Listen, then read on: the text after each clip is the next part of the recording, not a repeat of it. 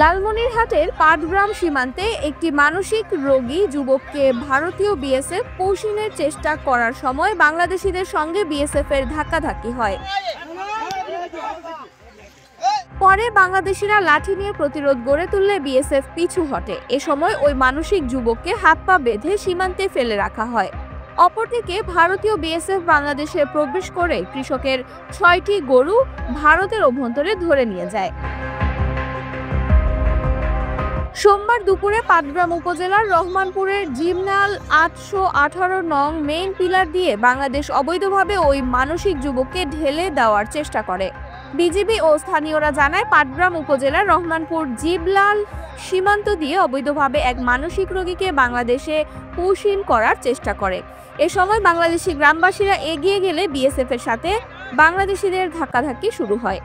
পরে বাংলাদেশিরা লাঠি হাতে নিয়ে ভারতীয় বিএসএফ এর সামনে প্রতিরোধ গড়ে তোলে।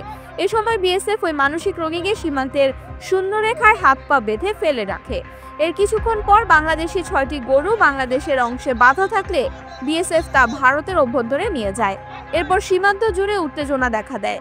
রহমানপুর সীমান্তের তুহিন ইসলাম বলেন, বাংলাদেশের অংশে ৬টি গরু ঘাস খাওয়ার জন্য বাধা থাকলে আমরা গরুসহ বিএসএফ তা ধরে নিয়ে যায়।